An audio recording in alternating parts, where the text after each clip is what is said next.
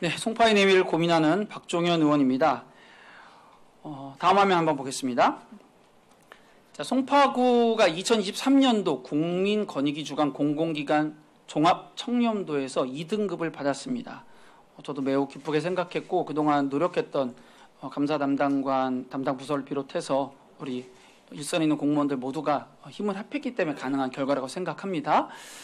자, 그런데 그 전에가 아마 4등급이었는데 2계단이나 뛰어 올랐으니까 우리 청장님께서도 많이 그 부분을 강조를 하셨기 때문이 아닌가 싶습니다.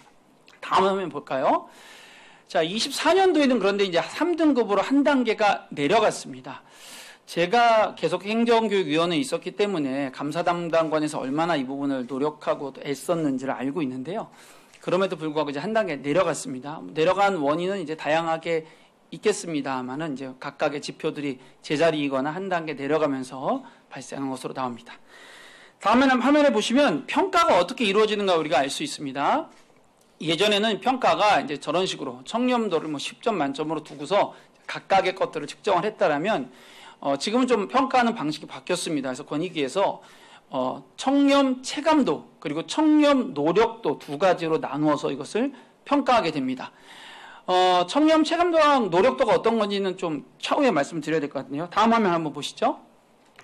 자, 이 화면이 어떤 내용이냐면 이제 우리가 우수기관 선정되었을 때 23년도에 2등급 받았을 때 그때 축하하면서 나왔던 기사인데요. 청렴 노력도가 3등급이 올라갔다 이렇게 나와 있습니다. 그러니까 청렴 노력도라는 거는 그 기관이 얼만큼 청렴하기 위해 실제로 애를 썼는가, 우리로 치자면 사업을 얼마나 했는가, 어떤 행사를 했는가 이런 것들이 거기 이제 들어가겠죠. 이제 종합적인 부분에 있어서 평가를 하게 되어 있고요. 반면에 이제 그 청렴 노력도 말고 청렴 체감도라는 건 뭐냐면 일종의 설문을 통해서 어떤 것들을 국민들이 또 우리 직원들이 내부에서 경험했는가를 설문을 통해 조사하게 되어 있습니다. 다음 페이지 보시면 그래서 청렴 체감도는 간단하게 표현하면 부패에 대한 인식, 내가 얼만큼 우리 기관을 청렴하게 생각하는가, 부패하게 생각하는가 그 인식과 내가 했던 주관적인 경험들 위주로 작성이 되게 되어 있습니다. 그러니까 부정 경험이 많아지면 많아질수록 체감도는 떨어지게 되겠죠. 그래서 이제 우리 송파구가 종합 청렴도가 하락한 원인으로 봤을 때 사실 노력을 굉장히 많이 했는데 아쉽게 한 등급 내려간 건 아마 그런 부분에 있어서 뭔가 체감적으로 내부에서 혹은 우리 서비스를 받는 주민님들께서 아쉽게 느끼셨기 때문이 아닐까 싶습니다. 저는 오늘 송파구 시설관리공단과 리클린을 중심으로 해서 여기에 대한 내용을 한번 말씀을 나눠보려고 합니다. 다음 페이지에 보시면 24년도에 공직유관단체 채용실태 전수조사 결과 보고라고 하는 내용이 있습니다. 관련된 것들이 보니까 제가 최근 자료를 보니까 매년 혹은 뭐 해가 약간씩 떨어지면서 하는데 되게 다양하더라고요. 다양한 방식으로 측정하는데 공직유관단체 채용실태 전수조사 같은 경우는 해마다 이어지는 것으로 확인했고 제가 확인한 자료는 2018년부터 제가 자료를 봤습니다. 그리고 아마 중간중간에 이제 구청에서 직접 감사한 내용도 들어가는 것으로 보입니다. 그리고 이 내용들은 송파구청 홈페이지에 또 시설관리공단과 같은 곳들을 정보를 표현해주는 그런 공시하는 사이트에 다 공시를 하도록 되어 있습니다. 다음 페이지 보시죠. 다음 페이지 보시면 이제 채용 실태에 대한 내용들을 조사한 내용이기 때문에 직원 경력 채용을 위한 서류심사위원회를 했는데 거기에서 이제 모집 인원 2배수인 10명을 합격자로 선정해서 회의록을 작성했는데 의결서에는 5명만 기록이 돼 있다는 겁니다. 그리고 회의록을 작성할 때 심사위원이 원래 인원은 4명인데 5명으로 오기를 했다 이런 내용입니다. 저도 이제 그 4년 차가 되다 보니까 이런 일들을 행정사무감사라던가 그리고 상임위 회의 때 발견해서 지적하곤 하는데 때로는 단순 실수로 보일 때가 있습니다. 어떨 때는 합리적인 의심을 하게 합니다. 왜냐하면 워낙 예민한 인사, 채용에 관련된 내용이기 때문에 혹시 여기에 다른 이유가 있지 않을까라는 생각들을 자연스럽게 갖게 된다는 거죠. 조치사항은 그래도 잘 교육하라는 통보로 끝났습니다. 다음 페이지에 보시면 2018년부터 2023년까지 4년까지 쭉 이런 내용들이 어떤 결과를 내는지 보여주고 있는데요. 다음 페이지, 그 다음 페이지까지 19년도에는 상당히 많은 이런 지적사항이 있었던 것으로 보입니다. 그리고 다음 페이지 20년도 보시면 20년도 20년도에 한 페이지 정도 나오고 여기도 이제 보시는 것처럼 뭐 취업 관련된 내용, 채용 관련된 내용, 채용 심사 점수, 뭐 집계 부적정 뭐 이런 식으로 실수인지 아닌지 모를 만한 내용들이 자주 등장을 하고 있습니다. 꽤 많은 셈이죠. 다음 페이지에 보시면 21년도에는 21년도가 나오고요. 그 다음 페이지 22년도 결과가 나옵니다. 22년도까지는 상당히 좀 많은 양을 차지하고 있고요. 맨 마지막에 이제 24년도 결과를 보면 24년도에 많이 줄었습니다. 그래서 채용 관련 위원회 의결서 등 작성 소홀, 기간제 근로자 채용 계획 통보 소홀 이렇게 좀 가벼운 실수나 아쉬움들이 아마 표현된 것 같습니다. 제가 드리고 싶은 말씀은 인사라고 하는 것이 굉장히 중요하고 채용이라는 것이 굉장히 중요한데 여기에 대한 모니터가 지속적으로 이루어지고 있었고 그 가운데 19년부터 굉장히 많은 문제들이 발견이 되었음에도 불구하고 그렇게 많이 고쳐지지는 않았다. 24년도에 일시적으로 줄어들었는데 25년도에도 좀 좋은 결과가 나오기를 기대해 봅니다. 자, 시설관리공단의 이런 인사에 대한 지적들이 계속 반복이 됐는데요. 다음 페이지에 보시면 반복은 되는데 여기에 대한 내용들이 뭐 가벼운 뭐 통보, 그다음에 뭐 주의, 뭐 이런 가벼운 경징계로 이제 그친다라는 것들은 조금 의아한 지점은 개인적으로 있습니다. 왜냐하면 채용이라는 게 굉장히 엄격하고 어떤 사람이 채용이 됨으로써 다른 사람은 손해를 볼 수 있는 내용인데 이 부분이 꽤 생각보다는 이렇게 좀 경징계라는 게 조금 약간 의아하긴 했고요. 다른 한편으로는 뭐 징계를 직원들에게 꼭 줘야 된다 이런 말씀은 아닙니다만 다른 한편으로는 왜 인사 담당자가 계속 순환이 될 텐데 왜 이런 것들이 계속적으로 반복이 되고 나아지지 않을까라는 생각을 개인적으로 좀 하게 되었습니다. 그래서 좀 확인을 해봤더니요. 다음 페이지에 보시면 인사를 담당하고 있는 지원부서가 있고 시설관리공단에 사업을 담당하는 사업부서로 크게 나눌 수가 있는데 이 두 부서 간의 순환 보직이 잘 이루어지지 않는다라고 이야기합니다. 제가 정확히 누가 인사 담당이고 정확히 누가 사업 담당인지를 명확하게 확인할 수는 없었습니다. 개인정보를 이유로 해서 그런 부분까지 정확히 보지 못했지만 이번 구정질문을 준비하면서 여러 가지로 탐문도 하고 여러 가지 또 증언도 듣고 또 자료들을 살펴보고 하면서 실제로 좀 그런 지점들이 있구나라는 것을 확인하게 되었고 특히 인사를 담당하는 분들이 뭐 5년씩, 10년씩, 15년씩 한 자리에 이렇게 있거나 잠시 다른 데 갔다 와서 계속 그 일을 맡게 되면서 어떤 문제들이 생기는 게 아닌가라는 생각을 저도 한번 같이 해보게 되었습니다. 자, 다음 화면 보시면 인사가 불공정하게 느껴지는 이유가 어디에 있는가? 왜 직원들이 우리 공단의 인사는 불공정하다라고 말을 하는지 그 내용을 한번 담아보았습니다. 다음 화면 보시면 글씨가 크지 않아가지고 잘 안 보이실 텐데 빨간색으로 표시된 부분들은 이제 저분들은 승진이 조금 빨리 된 분들입니다. 그리고 파란색으로 된 분들은 그것보다는 간격이 긴 분들이고요. 가까이에 있는 숫자들은 임용일이 유사한 해입니다. 이해되시죠? 자, 그래서 과거부터 쭉 한번 비교를 해봤는데요. 제가 이 전체를 실으면 수십 건이라서 다 싫지 않고 몇 개만 추려서 한번 말씀드려 보겠습니다. 이번에 있는 여땡땡님은요. 8급에서 21년이 걸려서 3급까지 승진하게 되었습니다. 반면에 김땡땡님은 8급에서 26년이 지났는데도 여전히 5급에 머무르고 있습니다. 상대적 박탈감 느낄 수 있겠죠. 다음 화면 볼까요? 또 직원이신 민땡땡님은 8급으로 입사하셨는데 24년 만에 3급이 되었습니다. 황땡땡님은 누구신지 모르겠지만 7급으로 들어오셨는데 24년이 지나도록 5급에 머물렀다는 것입니다. 입사년이 비슷한 분들끼리 묶어봤습니다. 다음입니다. 자, 이땡땡님은 6급으로 들어오셨는데 이유는 잘 모르겠지만 21년이 지나도록 이제 5급까지만 승진을 하셨고요. 한땡땡님은 7급으로 들어와서 17년이 걸려서 3급에 들어가는데 보시면 빨간색으로 표시된 승진이 빠른 분들은 각 승진하는 단위를 올라갈 때마다 3년, 5년, 4년 조금 빨리 되시는 분들이 2년 이렇게 간격이 짧습니다. 그 밑에 이땡땡님 같은 경우도 5급에서 14년 만에 2급으로까지 이제 승진이 된 걸 확인할 수 있습니다. 하나만 더 보겠습니다.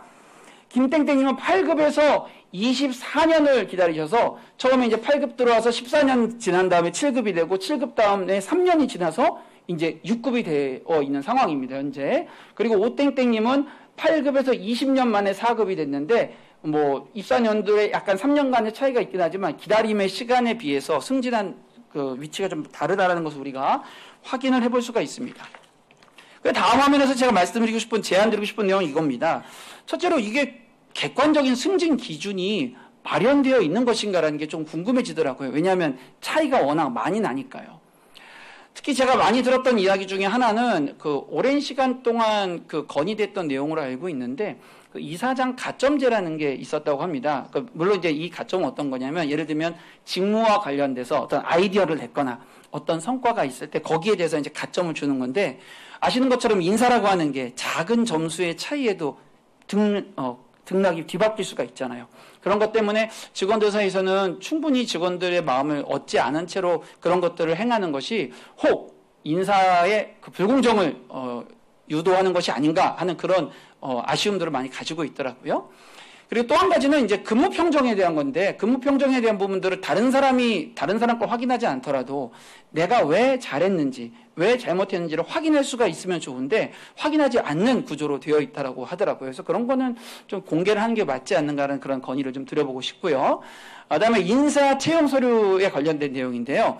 예를 들면 채용을 진행할 때 관련된 서류를 제출하면 이것을 스캔을 하고 바로 즉시 전자문서로 올려야 되는지 그렇게 즉시 올리지 않는다고 하더라고요.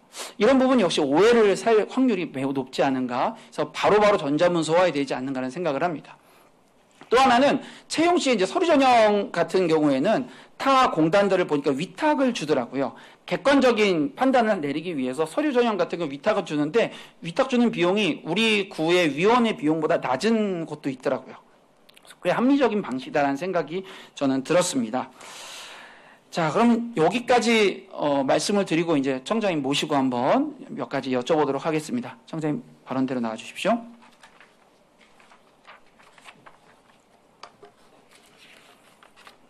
사실은 제가 약간 죄송한 마음이 있습니다. 시설관리공단은 청장님께서 직접 지휘하시는 게 아닌데 또 이 자리에는 또 청장님이 또 나오시는 게 또 격이 맞는다는 의견들이 있어서 모시게 됐을 것도 잘 아시겠죠, 그래도? 자, 그 다음 화면 보면서 한번 말씀 나누겠습니다. 시설관리공단 임원 5년치가 공시가 되어 있습니다. 저도 궁금해서 한번 들어가 봤는데요. 여기 보면 이력이 나와 있는데 대부분 전직이나 현직 5년 동안에 거쳐가신 분들의 90% 정도가 전직 공무원 혹은 정치인이었습니다. 물론 우리 모두가 다 알고 있습니다. 선거가 끝나고 나면 선거 캠프에서 함께 일했던 분들이 적절한 곳에서 또 구를 위해 일하게 되고 행정학을 제가 청장님 앞에서 행정학 얘기를 꺼내는 게 이제는 되게 조심스러운데 그 공부를 해보니까 인사하는 방식에 있어서 이게 무조건 나쁘다라는 건 또 아니더라고요. 왜냐하면 탑 리더의 그 의사결정이나 어떤 생각이나 사상들이 잘 전달될 수 있다는 점에 있어서는 내게 필요한 사람을 임용하는 것이 뭐 아주 나쁜 일은 아니다라는 그런 평가도 일부 있다는 걸 저도 알고 있습니다. 그런데 이렇게 되다 보니까 시설관리공단이 마치 상을 주거나 아니면은 공로가 있는 사람들에게 공을 주는 그런 자리처럼 오해받기가 쉽다라는 거죠. 무엇보다 전문성에 대한 부분들은 약간 어려움이 많이 있습니다. 사실 민간 경영인들이 들어오면 좋은데 민간 경영인들은 3년인가의 그 인터벌을 꼭 두도록 되어 있더라고요. 그래서 지금 보시는 것처럼 공무원이나 정치 활동을 하시는 분들 위주로 구성이 되어 있습니다. 청장님께 질문 드리고 싶습니다. 이렇게 된 부분들에 대해서 제가 알고 있는 조사를 해보니까 25개 자치구 중에 사실 23개가 다 똑같이 이렇게 돼 있더라고요. 우리 송파구라는 생각을 하지 마시고 객관적으로 보셨을 때 이런 부분들이 개선되어야 된다 이런 필요성 혹시 느끼시는지 여쭤보고 싶습니다. 시설관리공단은 지방공기업이고요. 공기업은 지방공기업법에 의해서 임원 선출 과정이 아주 명백히 규정되어 있습니다. 의회가 추천하는 임원 추천위원, 또 구청이 추천하는 임원 추천위원, 또 시설관리공단이 추천하는 임원 추천위원회로 구성된 임원 추천위원회에서 전국에 공모를 해서 공고를 반드시 하게 되어 있습니다. 그래서 들어온 임원 중에 2명을 구청장에게 추천을 합니다. 그 중에서 1명을 구청장이 임명하는 것이죠. 구청장이 시설관리공단 임원 추천회의에 의해 올라온 임원 중에 한 명을 사장 대표로 임명하지만은 시설관리공단 경영에는 일체 개입을 하지 않고 있습니다. 그리고 그다음 임기가 3년 법으로 보장되어 있습니다. 임기 3년 중에 거의 무슨 형법상 죄를 짓기 전에는 파면할 수가 없도록 되어 있죠. 그래서 구청장이 바뀌어도 시설관리공단 임기 내 그대로 있습니다. 임원도 마찬가지고요. 아까 인사 문제 말씀하셨는데 본회의장에서 그렇게 인사를 그렇게 하시니까 우리 국민들께서 구청 인사가 그런 줄 오해가 있으실 것 같아서 분명히 말씀을 드리고요. 그러한 인사 문제를 포함해서 지방공기업법에 의해서 공기업 평가를 매년 받습니다. 시설관리공단이 지금까지 공기업 평가는 가나, 다라, 마급으로 5단계 평가하는데 계속 나급에서 두 번째 2등급을 계속 받아왔다는 것을 말씀을 드리고요. 그렇게 본회의장에서 의원님 말씀하셨으니까 인사에 그렇게 미흡한 부분이 있다 하면은 담당 국장으로 하여금 시설관리공단에 챙겨보도록 하겠습니다. 네, 말씀 감사합니다. 사실 저는 이 현실에 대한 이야기를 좀 하고 싶었어요. 그러니까 청장님 말씀하신 건 이제 형식 요건이고 우리가 어떤 25개 자치구 중에 어떤 것도 형식 요건을 갖추지 않은 곳은 없습니다. 그러나 제가 전수조사를 해보니까 23곳이 다 그렇게 되어 있는 걸 봤을 때 90%가 그렇게 차 있는 걸 봤을 때에는 정치적인 어떤 판단들이 여기에 많이 들어가 있고 그런 형식 요건을 다 갖춰서 하더라도 그런 부분들이 적용될 수밖에 없는 그런 지점이 있다는 말씀을 좀 드리고 싶었고 한편으로는 저도 고민되는 거죠. 앞으로 그럼 계속 이렇게 돼야 할 것인가? 이게 가지고 있는 폐해가 분명히 있는데라는 생각이 드는 거죠. 다음 내용을 한번 보겠습니다. 자, 이 내용은 제가 간단히만 짚고 넘어갈 내용인데요. 시설관리공단 분야별 직원 현황이 또 공시가 되어 있는 걸 긁어와 봤습니다. 여기 보니까 정원은 예를 들면 2024년에 150명인데 실제로 현황 같은 경우는 123명, 한 24명, 5명 정도가 부족하더라고요. 그러니까 보니까 연도별로 정원은 조금씩 늘어나거나 줄어들거나 하는데 실제 정원의 현황 같은 경우는 굉장히 여유 있게 20명에서 25명 정도 부족한 상태로 운영이 되더라고요. 그럴 때 노동자들이 또 우리 직원들이 갖게 되는 그 어려움이 있겠죠. 일이 많아진다라는 거, 힘들다라는 게 아마 있지 않을까 싶습니다. 다음 페이지 한번 보겠습니다. 자, 요건 이제 블라인드라고 하는 그 사이트가 있습니다.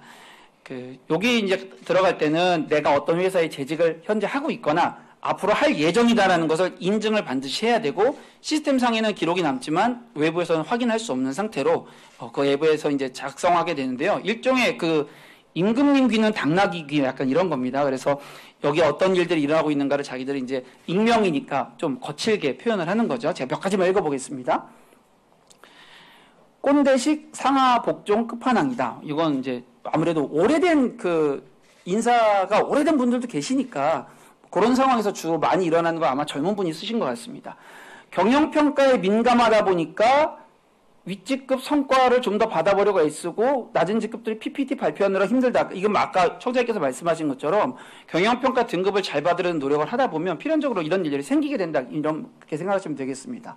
또 업무보다 행사와 단합 때 회식이 너무 많아서 상사의 눈치를 보는 일이 많다. 이런 얘기가 있고요. 또 연봉제라서 아랫직급은 대부분 최저생활 임금에 가깝고 윗직급은 많이 받아가는 구조다라는 이런 내용이 있습니다. 이 내용은 제가 정확하게 확인한 게 아니지만 또 이런 평가가 있다라는 겁니다. 또 혁신 업무를 강조하면서 보여주기식 업무가 너무 많다. 이런 평가가 있고요. 또 업무의 가중화가 굉장히 심각하다. 승진이 잘 안 되고 하니까 40대 후반 대부분이 과장이다. 이런 이야기도 있습니다. 저는 확인해보지 못했습니다. 그 옆에 있는 거 약간 조금 표현이 좀 거친데 맥도날드 알바보다 모든 게 더 안 좋다. 이런 얘기가 있습니다. 장점은 지하철과 가깝다. 지금 이제 곧 이사할 예정이죠. 근데 이제 마지막에 있는 건 조금 의미 있는 얘기 더라고요. 경영진에 바라는 점에 사업을 더 가지고 오지 말고 그냥 더 그만 좀 가져왔으면 좋겠다. 이런 일이 생기는 거는 이제 이번 민선 8기 들어오면서 사업의 많은 부분들이 여러 가지 이유로 해서 이제 시설관리공단으로 이제 위탁이 되면서 업무는 늘어났는데 인력은 그만큼까지 늘어나지 않기 때문에 생기는 그런 문제인 것 같습니다. 다음 화면 볼까요? 네. 이것도 이제 인력 부족, 최저생활임금 이런 이야기 나와 있는데 마찬가지로 맨 마지막에 보시면 신규 사업 그만 들어왔으면 좋겠다는 이야기들을 이제 많이 합니다. 자, 다음 화면 하나만 잠깐 보시면 요건 조금 제가 충격적이어서 한번 보여드리겠습니다.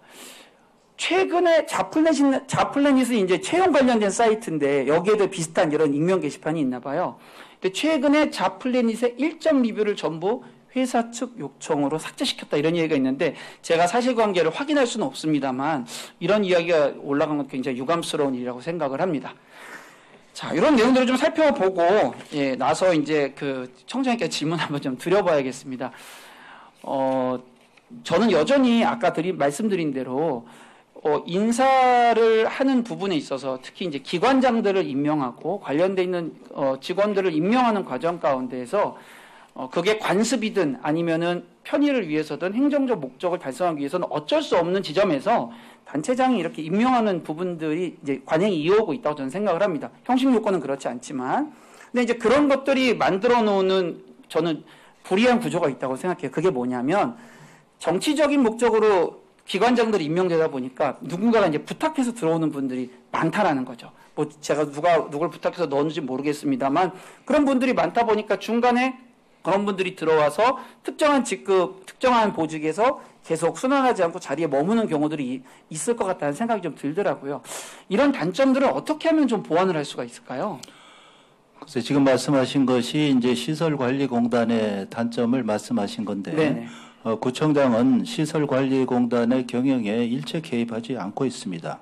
시설관리공단 사장 책임 하에 적법 절차에 따라 전부 공개 채용을 하는 것이지, 공개 채용이 불가능한 경우에는 그런 심의 평가위원회를 열어서 거기서 평가를 해서 하지, 그렇게 하는 것은 많지는 않다고 생각을 하는데요. 하여튼 시설관리공단의 경영에 관해서, 인사에 관해서는 구청장에게 보고도 안 하고 구청장이 일체 개입을 안 한다는 걸 말씀드리고 싶습니다. 전 청장님이 그렇게 하셨다는 생각 안 합니다. 예. 청장님 무슨 시설관리공단에 예. 있는 뭐 기간제를 두고 이런 생각은 전혀 안 하는데, 그렇지만 이제 공기업이지 않습니까? 우리가 출자 출연한 곳이고 하니까 관리감독의 책임이 부서로는 아마 기획예산과에 있던가요? 뭐 그렇게 관리감독 책임이 있죠. 네, 관리감독 책임이 있고 또 단체장이시니까 예. 아까 말씀드렸지만 우리가 받는 청렴도 평가에 전 이 부분이 상당히 악영향을 끼친다고 생각하거든요. 그러면서 좀 어떤 해법을 좀 고민해 보시면 어떨까 부탁드리는 겁니다. 시설관리공단은 우리 그 국가권익위원회 청렴도 평가 대상은 아니죠. 밖으로 왜 나와 있습니다. 그래서 아까 말씀드린 대로 말씀 나왔으니까 청렴도 제가 취임했을 때 4등급이었습니다. 그래서 많은 노력을 해서 2등급으로 올라왔는데 또 뭐 여러 가지 또 사유가 있어서 뭐 우리 직원들이 잘못한 것도 있겠죠. 그래서 지난해 3등급으로 내려와서 지금 굉장히 아주 피나는 노력을 하고 있습니다. 전부 우리 국장들이 책임되는 혁신밴드를 구성을 해서 청렴에 관해서 그리고 청렴팀을 감사과에 새로 신설하고 최대한 노력을 하고 있고 아마 이번에는 청렴도가 지난해와 또 여건이 달라졌기 때문에 한 단계 상승하지 않을까, 최소한 한두 단계 상승하지 않을까 이렇게 생각은 하고 꼭 있습니다. 그랬으면 좋겠습니다. 예. 그리고 시설관리공단에 대한 부분도 좀 잘 살펴봐 주셨으면 좋겠습니다. 예. 시간이 많이 지나서 일단은 다음으로 넘어가 보겠습니다. 자, 우리 시설관리공단은 우리 청장님께서 말씀하신 것처럼 형식 요건을 잘 갖춰서 공개적으로 채용을 했습니다. 그래서 임원을 공개적으로 모집을 해서 하게 됐는데 그렇게 해서 이제 이사장이 되신 분이 황대성 이사장입니다. 다음 화면 보겠습니다. 뉴스에 자주 등장했던 내용이죠. 지방선거로 들어온 성비위자. 아니 2022년도 거를 또 이렇게 선생님, 국민 제가 앞에 꺼내십니까? 이건 조금 적절하지 않은 것 같습니다. 그러면 제가 네. 조금 적절하게 질문을 해볼까요? 적절하게 질문해 주십시오. 다음 페이지 한번 보시죠. 자, 그때 당시에 그 정당에서 정당한 현수막 게시를 했는데 불법적으로 위법한 상황에서 철거를 하셨잖아요. 그 지점들에 대해서 이제 결국은 이제 재판을 통해서 그것 위법이었다라고 동일한 사건, 동종의 사건이 그렇게 평가를 받게 되었는데 제가 여쭤보고 싶은 건 그겁니다. 왜 그렇게 열심히 막으셨습니까? 그거 위법한 철거란 것은 아니었고요. 그러니까 법이 그게 판단은 이미 과태료를 내렸습니다. 부과한 것에 과태료에 대해서 불복 청구를 했고 과태료 부과가 과했다는 그러한 판결은 있었습니다. 그러니까 예. 그건 앞에 거고 뒤에는 예. 결국 현수막 철거가 제가 동종 사건이라고 했잖아요. 같은 조건에서 어제도 그렇게 서울시 했던 거죠. 구청장 협의회에서 전 구청장들이 제안을 하고 정식 정부에 건의하기로 했는데 지금 정당의 불법은 아니죠 현재. 선생님, 질문의 요지가 좀 달라져서 그런데 이거 왜 그렇게 막으셨냐고 제가 질문드린 저는 그러한 정당의 과한 현수막은 우리 주민들을 위해서 자제되어야 된다고 생각합니다. 제가 그 말씀 드리는 건 아니고요. 아까 말씀하신 대로 정당한 방식으로 선출이 된 거라면 다른 여러 주민님들의 의견이 있을 때 그 의견을 경청할 수 있었으면 좋았을 텐데 그때 그 의견을 받지 않으시고 사실 이제 소위 말해 이 배상을 시킨 거죠. 이것은 문제가 있다고 생각해서 배상을 시켰다라든가 그다음에 인사를 교체하지 않으셨지 않습니까? 인수위에서도 문제가 있었는데 결국 이사장 자리에 앉히셨잖아요. 저는 그 지점을 좀 여쭤보고 싶었던 겁니다. 그거는 이미 다 이해하시고 알아들었으리라고 생각합니다. 누가요? 의원님께서요. 저는 아닌 것 같아서요. 예. 자, 다음 페이지 한번 보겠습니다. 시설관리공단 기관장 업무추진비 분기별 추이입니다. 파란색은 1분기, 빨간색은 2분기, 초록색 3분기, 회색이 4분기입니다. 2021년도부터의 변화가 나오는데요. 21년, 22년 비슷한 수준인데 23년도부터 굉장히 많이 늘어나죠. 24년도에 보시면 21년도에 비해서 한 30%에서 40%가 늘어난 걸 확인할 수가 있습니다. 지금 이걸 다 말씀드리고 싶지만 다 말씀드리기는 어렵고 다가오는 행정사무감사 때 철저하게 한번 조사해 보도록 하겠습니다. 의원님들께서 많이 도와주시리라 생각합니다. 다음 넘어가 볼까요? 아까 말씀하신 대로 송파구청의 인사에 대한 이야기는 아니었습니다. 지금까지는 시설관리공단에 대한 부분인데 송파구청의 인사철만 되면 공무원노조 게시판에 올라오는 글입니다. 누가 작성했는지 모르고 저 이야기의 진위를 저도 알 수 없지만 항상 반복되는 불평입니다. 기업 디귿 이웃 시오 장 누가 봐도 공단 이사장이죠. 공단 이사장이 시키는 대로 해야죠. 인사팀도 그 손 안에 있는데 공정한 인사는 땡땡 이렇게 나오죠. 그 밑에도 보시면 윗분들 입맛대로 할 거면 계획을 공지하는 게 무슨 의미. 송파구청은 그런 일들에 대해서 깨끗하고 공정하게 하려고 너무나 애쓰고 있지만 그분이 하시는 인사 때문에 이런 이야기가 나오고 심지어 그 영향력이 너무 크다 보니까 인사 문제가 이렇게 있다라고 지적을 받고 있는 겁니다. 다음 볼까요? 마찬가지입니다. 인사에 관여해서 밀어주니까 시읍 리올, 시립대죠. 시립대 출신 이 많은 인사팀에서 뭐 이런 얘기 나오고 밑에서 이제라도 시립대. 이건 이제 희화화하는 부분이긴 합니다만 이런 자주 섞인 목소리가 나오는 겁니다. 그 밑에 친인척 학연에 의해서 외부 인사가 인사개혁도 이렇게 하지 않도록 했으면 좋겠다. 물론 이분들이 무슨 증거를 갖고 하지 않았겠죠. 추정하는 거였을 겁니다. 그러나 그런 불편함이 우리 송파구청 안에 있다라는 것. 제가 들은 얘기 중에 가장 충격적인 건 청장님 제가 없는 얘기를 지어서 하는 게 아니고 어떤 분이 그런 얘기를 하더라고요. 예. 송파구청에 구청장이 둘이냐 이런 얘기를 합니다. 전 그래서 굉장히 화를 내면서 너무 선동성. 너무 그러진 말자고 얘기했습니다만 너무 과하신 말씀인 것 그런 같습니다. 이야기는 안 나왔으면 하는 그런 예, 이야기를 하는 예. 겁니다. 자, 이 부분에 대해서는 청장님께서 아까 말씀하신 것처럼 공단의 그 인사 문제는 확실하게 좀 잘 조사해서 잘 이렇게 좋게 만들겠다 약속하셨으니까 넘어가도록 하겠습니다. 그런데 그 노조의 익명 게시판에 나와 있는 것을 의정 단상에서 해서 마치 그렇게 혈연 학연으로 인사하는 것 같이 그렇게 말씀하시는 건 아니라고 저는 생각합니다. 몇 번 말씀드렸지만 조금, 예. 저는 확인할 수 없지만 예, 저런 저는 불평들이 나온다고 아니, 이런 말씀은 거예요. 제가 드려야 될 것 같아서 네. 뭐 그것도 드립니다. 말씀하실 예. 수 있죠. 자, 두 번째는 리클린에 대한 이야기를 할 건데요. 시간이 많지 않아서 제가 아쉽지만 몇 가지 이야기만 좀 드려야 될 것 같습니다. 자, 구청장님 지시사항을 보시면 지금 구청장님 지시사항에서 예전에 한번 다뤘던 거죠. 소각장 이야기. 그래서 이제 가수분의 소각장 이야기가 나왔는데 그때 청장님께서 안 나오셨습니다. 자, 그날 뭐 다른 아마 민원 때문에 못 나오셨다고 제가 말씀을 전해드렸는데 그때 이제 나눴던 이야기입니다. 그때 제가 뭐 어떤 이야기들을 했냐면 우리 구에 이제 소각장을 건립할 것에 대한 내용을 청장님께서 두 번을 이제 지시를 내리셨죠. 그렇게 두 번을 내리셨고 그렇게 해서 이제 그 소각장 이야기가 이제 나오고 있는데 다음 화면 볼까요?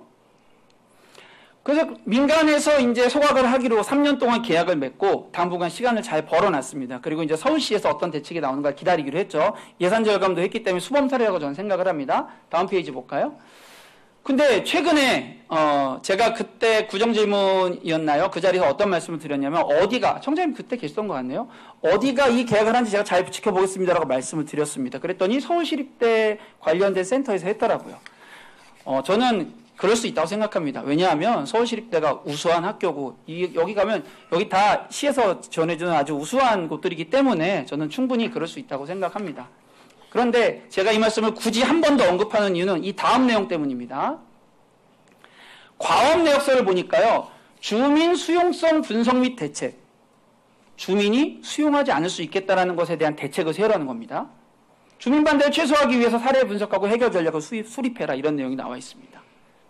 또 가수분해 시설의 건립비용 분석, 가수분해 시설이라고 명시가 되어 있고요. 그리고 입지 분석에 송파구 내 건립할 경우, 서울시 근교 지역에 건립할 경우 이렇게 나눠져 있습니다. 저는 한 가지 질문만 드리겠습니다. 혹시 송파구 내나 근교 지역에 가수분해 소각장을 지을 계획이 있으신 겁니까?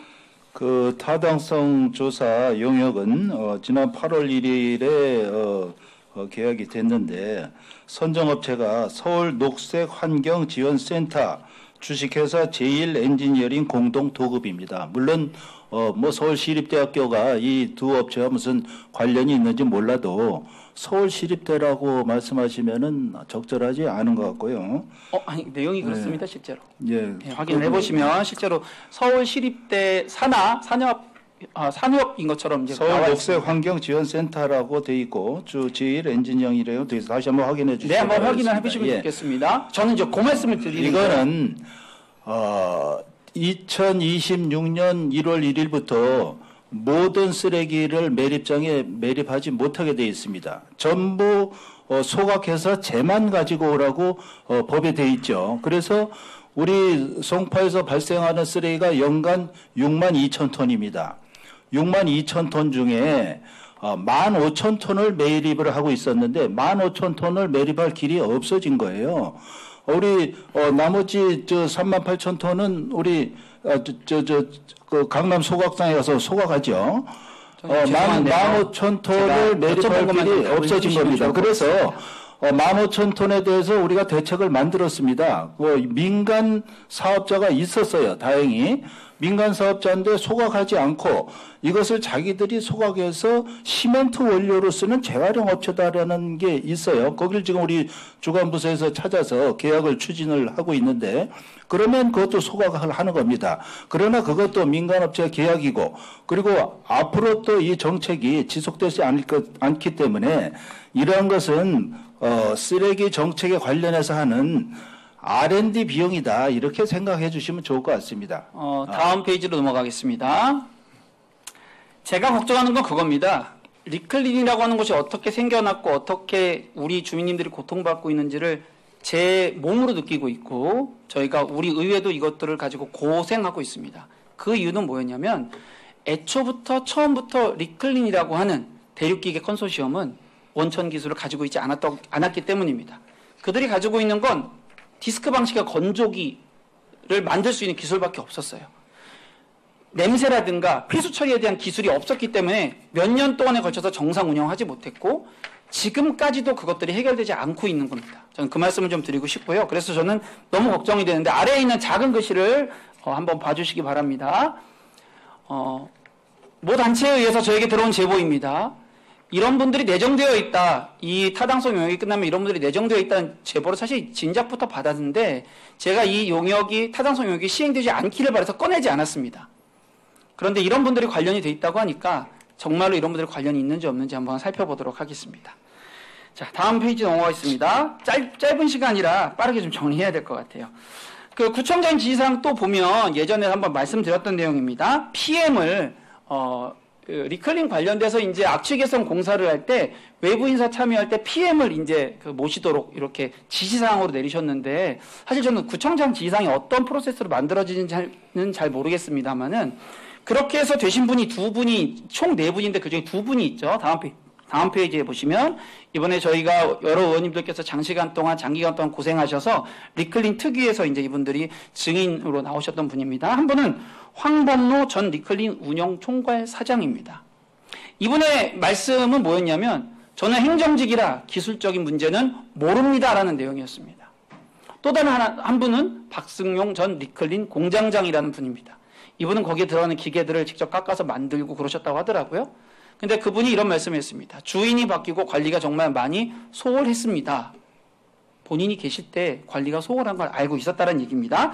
자, 그 다음 페이지에 보시면 그분 중에 한 분이 황범론 선생님이 저기에 있는 분이라는 걸 한번 기억해 주셨으면 좋겠습니다. 다음 페이지에 보시죠. 그러면 제가 드리고 싶은 질문은 이겁니다. 저는 내용을 모르니까. 이 두 분은 폐수 부담 방류로 1심에서 유죄를 선고받았습니다. 구형이라는 표현은 잘못된 표현이죠. 제가 좀 실수를 했는데 선고를 받은 분입니다. 법적인 부분에서 리클린에서 폐수 부담 방류에 책임을 지고 있는 분이고 판결이 끝나지 않아서 2심이 진행 중인데 이분을 왜 PM에다 넣었을까 그 생각이 드는 겁니다. 요거 한번 간단하게 여쭤보겠습니다. 청장님 혹시 누가 이걸 이렇게 하게 했는지 혹시 아십니까? 리클린의 악취 저감 시설은 무려 50억 원 이상이 들어가는 큰 공사입니다. 거기에 프로젝트 매니저가 반드시 필요하죠. 그래서 전문가 2명하고 한 분은 대학 교수이시고 한 분은 또 화학공학 박사, 카이스트 박사이신데 두 분하고 또 리클린에 있다가 나온 리클린 사장했던 사람, 그 리클린을 했던 공장장 했던 너무나 리클린을 잘하는 전문가와 실무를 너무 잘하는 사람으로 PM을 해서 10달 동안 그 공사기관 운영한 게 그렇게 잘못됐다고 저는 생각되지 않습니다. 그것이 무슨 부적합한 인사를 선발했을까요? 저는 그래서 선고받고 항소심이 진행 중인 분이 그 책임을 가지고 있는 분이 구청에서는 거기에 그 공사에 관여를 하는 게 옳다고 생각하십니까? 아니 그거하고는 별개 문제죠. 그리고 저는 이제 그 문제를 떠나서 이거 누가 했냐고 이러한 여쭤보는 거예요. 리클린의 그러한 악취가 그때 민원이 연간 500건 이상씩 나올 때고 반드시 그걸 제거해야 돼서 서울시하고도 해서 원장님 제가 질문 드리는 건 한 가지입니다. 하는데 누가 했냐고. 거기에 선생님이 하셨냐고요. PM을 구성하라고 제가 했죠. 아니요. 이분을 PM으로 선정하라는 거 누가 했냐고요. 그거는 제가 결정 안 하죠. PM을 구성하라까지만 하죠. 그게 궁금했던 거고요. 그래서 결정된 그거는 두 분이 아까 사진에 나온 것처럼 특정인과 무슨 가까운 분이라는 말씀을 드리고 인사 싶습니다. 발령을 하는 것도 아니고 저도 청장님이 직접 하셨다고 적절한 생각하지 않아서 저는 아주 말씀이에요. 적절한 PM이 구성됐다고 생각합니다. 그 말씀 책임지셔야 될 것 같습니다. 자, 다음입니다. 시간이 많지 않아서 짧게 한번 정리해 보겠습니다. 지금 리클린 특위에서 다 꺼내지 못한 이야기들 몇 가지만 좀 꺼내려고 합니다. 첫 번째는요, 패널 기준치 이상 검출입니다. 2023년도 3월 22일에 패널 기준치의 5배가 검출이 됐는데요. 악취 개선 공사 중에 이 화재가 발생을 해서 소방수 때문에 유입이 됐다고 리클린이 주장을 했습니다. 구청에서 이 패널을 잡은 거죠, 사실은. 잡았는데 그 부분에 대해서 이거 그 화재 때문에 아마 일시적으로 흘러간 것 같다 이렇게 얘기하니까 그 부분을 수용했습니다. 제가 안타까웠던 거는 왜 이걸 외부에다가 조사시키지 않았을까? 이게 안타까웠던 겁니다. 두 번째요. 리클린 임직원들이 단체 회식 후 단란주점에서 음란행위를 하고 법인카드로 성매매를 했다. 그래서 결제를 했다. 이런 뉴스가 비즈 한국이라는 데서 보도가 됐습니다. 송파구청이 그때 했던 행정회의는 뭐였냐면 23년도 12월 15일 날, 그러니까 기사가 나가고 이틀 뒤에 관리 운영을 철저하게 해달라고 통보를 했습니다. 제가 아쉬운 건 송파구청에서든 아니면 외부를 통해서든 이 부분에 진상조사를 하고 철저하게 대응을 했어야 되는데 우리가 협약서상의 그런 권한이 분명하지 않다는 이유로, 없는 것도 아닙니다. 분명하지 않다는 이유로 이것들에 대한 진상조사가 치밀하게 이루어지지 않은 게 저는 이해가 되지 않는다 말씀드린 겁니다. 세 번째입니다. 25년도 1월 14일에 보일러를 교체하고 운전을 이제 새로 하다가 원인 불명의 화재가 발생했습니다. 그래서 거기를 실링했던 게 좀 높고 그랬나 봐요. 그래서 1,600만 원 정도의 피해가 났습니다. 제가 부서에 요청을 해서 자료를 받았습니다. 부서에서는 그렇게 큰 화재는 아니었다. 그렇게 말씀하셨지만 저는 굉장히 겁이 났어요. 왜냐하면 보일러실이 지하에 있었고 이곳은 유독가스가 항상 차 있는 곳이고 그리고 동대문구에서도 결국 화재 때문에 문제가 있었고 전주 리사이클링 시티도 지하에 있는 곳에서 화재가 나가지고 사람들이 5명이 다쳤거든요. 그게 좀 안타까웠는데 제가 여기서도 안타까웠던 건 이겁니다. 송파구청에 이들이 통보를 하지 않아요. 119도 안 불러요. 그러면 이거 우리 구청에서 좀 강력하게 저는 화를 내고 지도점검을 나가야 된다고 생각을 하는 겁니다. 이 부분에 대해서 저는 좀 여쭤보고 싶은데 어떻게 생각하십니까, 청장님? 그럴 만한 사유가 있었을 겁니다. 화재가 나서 반드시 119로 해서 그렇게 조치해야 될 건데 안 됐을 리는 없다고 생각합니다. 자, 다음 화면 보여주십시오. 다음 화면은 25년도 타자치구 계약 물량이 24년도에 비해서 얼만큼 증가되었는가를 보여주는 겁니다.